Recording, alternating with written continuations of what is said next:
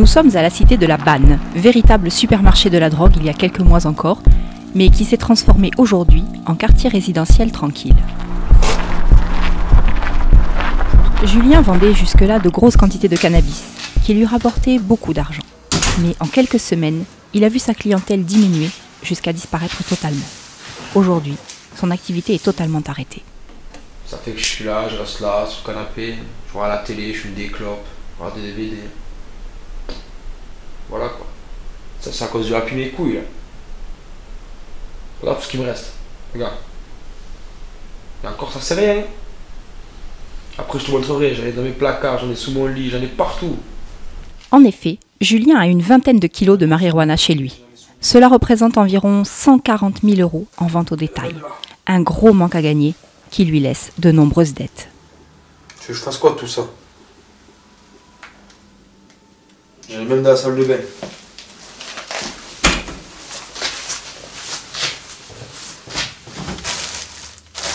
Approche-toi, approche-toi. Ça passe qu'en bas. Voilà, une pièce de plus. Il ne vous reste pas de sous de votre vie d'avant, de la grande époque? La grande époque, c'est fini. Il n'y a plus rien. Ah bah, je faisais 10 000 par semaine, voire plus. Comment vous allez faire pour rembourser alors? Je m'ai dit ma voiture. Tu vois, ça c'était avant. Une belle voiture, bien habillée. Maintenant c'est fini, regarde. Ça c'est du faux. Ça c'est du faux. Écoute les chaussures. Un Queen. J'ai plus de sous. Ce nouveau phénomène auquel fait référence Julien et qui a fait couler le si lucratif commerce du cannabis porte un nom, le happy boiling. Cette pratique consiste à faire bouillir de l'eau avec du sucre et à inhaler la vapeur, ce qui produirait un effet d'euphorie et une sensation de bien-être semblable au cannabis. C'est ici, à Sersan, dans le restaurant de David, qu'a été faite par hasard cette étrange découverte. Bonjour, bienvenue ici. Ouais, oui, on peut considérer qu'on est parti, c'est parti d'ici, ouais. Parce que, bon, évidemment, c'est de la cuisine là qui est derrière que tout a commencé avec cette, on va dire, cette bêtise qu'a faite Fabien. Cette bêtise qu'a faite Fabien, c'est d'inventer le happy boiling. Le jour de son embauche, ce jeune second de cuisine commet l'erreur de sucrer l'eau des pâtes au lieu de la saler et se retrouve dans un état des plus inattendus. On ne pouvait pas le garder, on avait vraiment l'impression qu'il avait fumé quelque chose avant de venir ou autre chose, pire. Depuis cette histoire, on a beaucoup une fréquentation de passage qui vient exprès pour le voir et malheureusement, comme je vous ai dit tout à l'heure, on n'a pas pu le garder, c'était pas possible. Vous êtes heureux que ce soit arrivé dans votre restaurant? Oui, on va dire oui, parce que ça a fait du bruit un peu partout. Maintenant, c'est un truc qui est devenu mondial, donc ça soit bien que ce soit parti d'ici. Mais ce phénomène est-il vraiment né dans la cuisine de David? Eh bien non. C'est ce que nous explique l'historien Albert Durail, spécialiste du XVIIIe siècle. Ici encore une autre, mais je vous en prie, rentrez. On est au milieu du XVIIIe siècle à peu près, et on est dans le Quercy. Et à ce moment-là, le marquis de Capellan, avec sa femme, découvre, ça on ne saura jamais comment, cette technique, et il pratiquait, on peut dire, le happy bowling. Alors à l'époque on ne disait pas le happy bowling, on disait la divine vapeur ou la divine brume. Et il a commencé à inviter des amis, donc c'était des notables, on va dire de la noblesse du Quercy, hein, de l'Albigeois. Il est convié à des soirées d'inhalation, on va dire. Voilà. C'est une histoire qui finit mal pour le marquis. Progressivement, il va tomber dans un genre de dépression, il va devenir fou en fait. Et les gens qui étaient invités à ces soirées ont fait le lien avec le happy bowling. Donc ils ont considéré que c'était mauvais. D'ailleurs, ils n'appelaient plus ça la brume divine, mais la vapeur satanique. Et donc ils ont décidé de ne jamais divulguer la méthode de ce procédé. Cette nouvelle pratique, si elle a fait chuter la consommation du cannabis, a fait exploser celle du sucre et entraîne par conséquent une augmentation vertigineuse de son prix. Nous nous rendons sur l'île de la Réunion pour rencontrer Jean-Luc Boyer, un des nombreux producteurs de canne à sucre qui a su profiter du phénomène. Boyer, il est par là. Joséphine! Ramène-moi un verre de champagne. Ma soif. Avant, moi, j'étais ouvrier. Là, il venait le matin tous les jours. 5-6 km à pied. Charge canne dans une charrette. Charrette avec le bœuf. Hein. Il n'y avait pas de camion, il n'y avait pas rien. Et après, un jour, monsieur le maire est arrivé, il a dit, bon, ben écoute, comme dans longtemps de travail là, on a un peu la terre, bon, on a fait un partage. Et là, bon, on a marqué une petite parcelle. Je sais pas, 6 mètres carrés, 8 mètres carrés, 10 mètres carrés. Et vous savez comment le prix du sucre a explosé? Est-ce que vous savez qu'est-ce qui se passe avec ça? J'ai fait des smash cheese bowling, je sais pas quoi, là, on a dit ça en anglais, là. Et puis d'un seul coup, le prix du sucre a commencé à augmenter, augmenter. Et plus ça va, bon, jeune, tu continues, tu fais un peu du sniffage, quoi, avec de l'eau mélangée avec du sucre, tu fais bouillir. Et pareil, ça te fait un effet diabolique, quoi. Et votre maison, est-ce que c'était cette magnifique maison qu'on voit ici avant? Ah non, avant, t'es ça, là, t'es dans là-dedans à 5, hein. Petite, Ben là, maintenant, ça, ici, pour faire la machine pour la piscine. Avant, quand t'es pauvre, t'es plein de les autres, tu regardes par grillage et tout. Mais maintenant, c'est... Au début, je sais pas, 5-6 000 francs de l'année, mais bon, par saison. Mais d'un seul coup, la montée, 200 000, 300 000, 400 000, 500 000. On m'a dit que c'est ce passe là. Ben après, ma foi, m'a fait avec quoi, donc... sans bien comprendre, mais bon, moi, tu cherches pas à comprendre. Hein. Moi, tant que l'argent, il rentre, il ramasse, hein, après... Le marché du sucre est si lucratif que même les gros producteurs d'héroïne et de cocaïne s'y mettent, délaissant la plupart du temps leurs activités principales. Mais il n'y a pas que la filière sucrière qui profite du phénomène. D'autres petits malins ont réussi à surfer sur la vague, comme Thierry. À 25 ans, ce jeune chef d'entreprise fraîchement sorti de son école de commerce conçoit et distribue des produits pour le moins originaux, tous dérivés du happy boiling. Salut Nathalie. Voilà Nathalie, ma fidèle secrétaire. Tout va bien? Ça va et vous? Pas trop d'appels? Non, ça va. Ça va, ce matin Bon c'était assez message sur calme. son bureau. On peut dire que son entreprise marche bien. Pour preuve, ces nouveaux locaux que Thierry est si fier de nous montrer, il les a acquis il y a tout juste un mois, grâce au premier profit de sa société. Il y a installé sa petite équipe. Merci, au revoir. Bonjour. Oui voilà, donc ça c'est le kit complet. C'est un petit appareil facile à transporter, on est entre amis, c'est super convivial en fait. Après, au niveau sécurité, c'est parfait, c'est pas par rapport à la casserole où vous avez peut-être la vapeur qui vous arrive au niveau de la figure. Là, c'est voilà, le flex, on le prend, on le met en bouche, parfait. Après, j'ai aussi, je peux peut-être vous montrer, le pochon qu'on vend sur les festivals, donc aux jeunes qui veulent s'amuser et sortir danser. Bon, je sais pas, je pense qu'il faudra avoir une grosse poche pour le mettre parce que c'est un sacré pochon. Mais bon. Et vous vendez ça combien?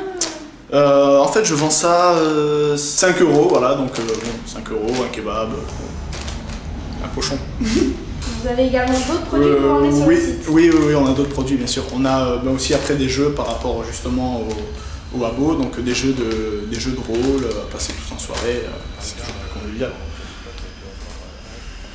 Comment ça se passe par rapport à la légalité pour tous ces produits? Ben, la légalité, moi je commercialise des produits tout à fait honnêtes, si je peux dire. Hein. Je pensais que c'est pas plus dangereux que quelque chose d'autre. Non, non, je pense pas. Et j'espère pas. Thierry n'est pas le seul à penser cela. En effet, son abo séduit beaucoup de jeunes qui se laissent tenter par le côté convivial de cette pratique, sans y voir aucun risque.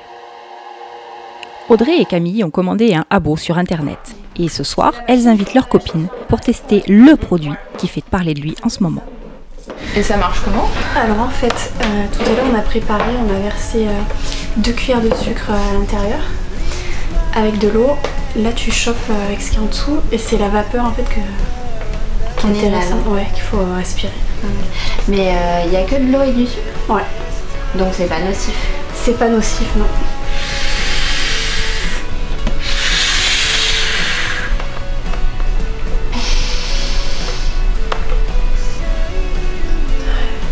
ça relaxe en fait quoi.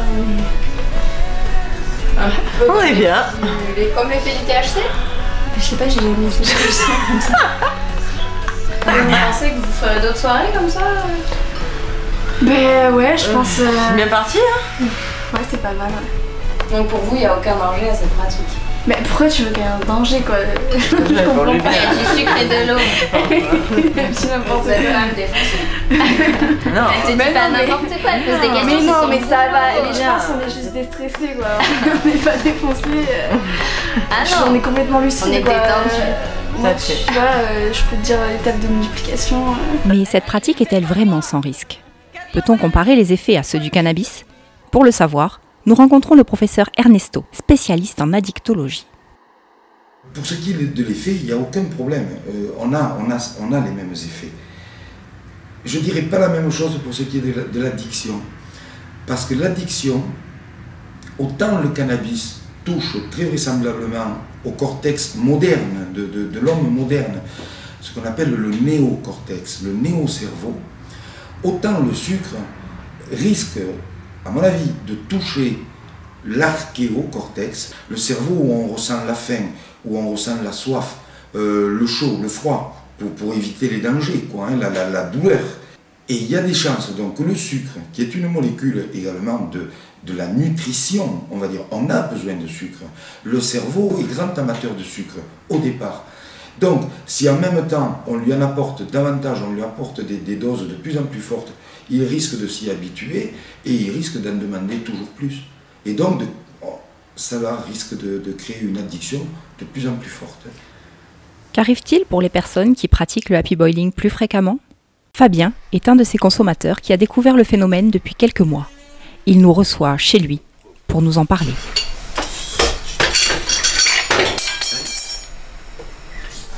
Est-ce que ça fait longtemps que vous pratiquez le happy boiling comme ça? Ouais, ça va faire 2-3 mois maintenant. J'ai découvert ça. Vous commencez à en prendre plus qu'avant ou comment ça se passe? Ouais, j'en prends plus qu'avant. On devient vite dépendant. Le sucre, il se trouve assez facilement. C'est assez rentable, on va dire, par rapport au shit ou aux autres drogues, on va dire. 30 € de pot de sucre, ça va. Hein. C'est abordable, donc c'est plus facile de se défoncer, quoi.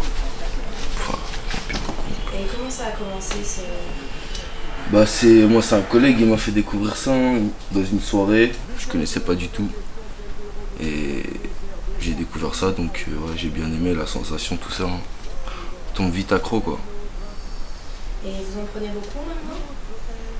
Beaucoup, je sais pas, ouais, pas mal hein, quand même. Hein. Pas mal, surtout que je travaille plus, j'ai arrêté là depuis un mois. Je commençais à plus me lever le matin, j'arrivais en retard assez souvent. J'étais fatigué tout le temps aussi. Donc après c'est dur de suivre un travail. Hein. Vous pensez que c'est à cause de l'happy boiling que vous avez arrêté de travailler? Ça c'est sûr ça. C'est sûr. Et vous pensez que vous pourriez vous en passer aujourd'hui ou ça vous paraît difficile? Ah, ça me paraît difficile quand même. Hein.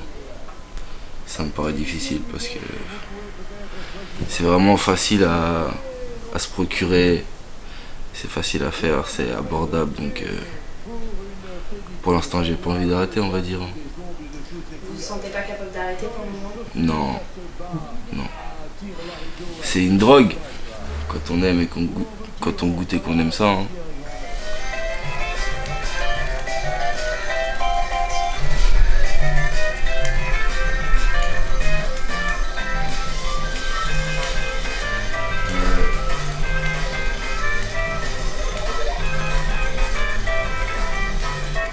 Que vous pourriez vous faire aider pour réussir à arrêter ou... Ouais, non, il n'y a rien qui peut m'aider. Hein.